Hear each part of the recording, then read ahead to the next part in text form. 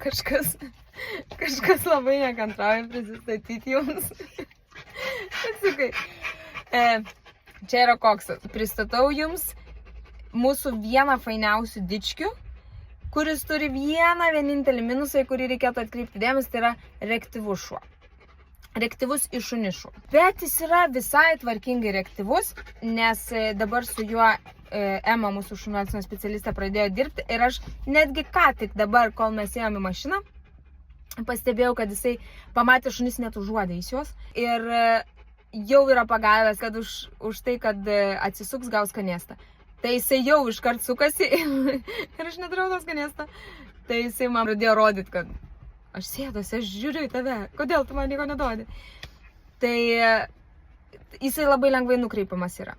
Tai tas reaktyvumas iš šunis nėra labai toks baisus, kaip kartais būna, kur tikrai žmonės negali su to gyventi. Visais kitais atvejais tai yra be proto nuostabus šuniukas. Man atrodo, kad su šito piliečiu turėtų būti gan lengva mokytis, todėl kad jisai labai orientuotas į maistą, vienas iš tų dalykų. Kitas dalykas, jis labai orientuotas į žmogų. Jam žmogus yra labai svarbus. Man atrodo, kad tai labai fainas savybė šuniui.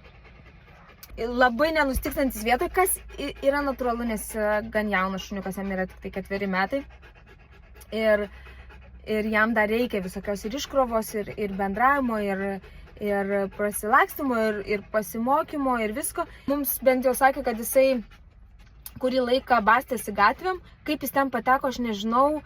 Tikrai nėra gimęs gatvėje, jisai tikrai yra matęs žmogų, nes jisai labai socialus ir labai orientuotas į tą žmogų. Labai tikėtina, kad buvo grandininis, tikrai nuobudinis, bet gali būti, kad ir grandininis šuo, nes tampo pavadėlį ir tampo taip, kaip linkę grandininiai šunys tampyti. Bet labai sukalbamas, labai imlus, su juo labai lengva būtų dirbti ir iš tikrųjų turbūt prisipratinti prie bet ko. Jisai tikrai puikiai gali gyventi namuose. Manau, kad tikrai gan greitai perprastų visas namų taisyklės, todėl kad jisai yra tikrai sumanus šuniukas. Išėjom, tarkim, į kavinę, jisai paneigė tą mitą, kad gali žmogų išvaryti iš kaimo, bet kaimo iš jo ne. Tai su juo ne. Pradžioj taip, jisai labai norėjo suvalgyti mūsų kruasanus, išgerti arbatą ar lipti ant stalo, bet gan greitai suprato, kad geriau yra ramiai gulėti šalia arba ten sėdėti ir viskas nuo to yra daug smagiau. Tai aš manau, kad visame kame jisai labai greitai pagaus tas taisyklės. Tai yra šuo, kuris tik tai dabar pradeda mokytis visų tų gyvenimo šalia žmogaus taisyklių, bet jisai labai stengiasi, todėl kad jam žmogus yra esmė. Jisai labai myli žmogų. Tik jis yra jautrios širdelės šuniukas, tai tarkim, jeigu su juo kaip nors griežčiau pabendrauji ar kaip nors grubiau, jisai sureaguoja, bet jisai sureaguoja ne piktai, ne agresyviai, jisai labiau susitraukia, jisai susigūžta, jam nesuprantama, kodėl ant tokio faino meškučio kažkas gali kelti balsą, tai su juo geriau bendrauti švelniai, per apdovanojimą, per skanukus, arba tiesiog per dėmesį, nes jam tikrai tai yra didelis apdovanojimas. Jisai tikrai negali gyventi su kitu patinu.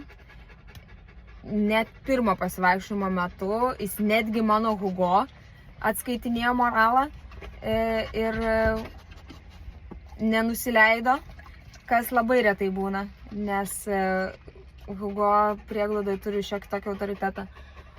Tai ne, prieš koksą neturėjo. Bet su kalytėmis jisai sutarė, jisai gyveno jau ne su viena kalytė, jiems puikiai sekasi. Jeigu kažkam labai reikia 2 šunų namie, tai jisai galėtų būti antras šuo su kalė, bet žinoma reikėtų supažindinti. Tai va, šitas jaunas, linksmas žmogui labai atsidavęs meškutis, kuris kurį laiką bastėsi gatvėmis kaip visiškai niekam nereikalingas šuo. Pagaliau noriu turėti tą šeimininką, dėl kurio būtų verta ryte keltis iš guolio ir eiti bet kur ir bet kada. Koksiukas labai, labai nori šeimininko, ne? Kad su šito piliečiu visai turi... Eik du, zuikiau, tu mano, toj, baig, braižyti, baig. Labai puikiai su juo įmanoma... Ką tu ten darai?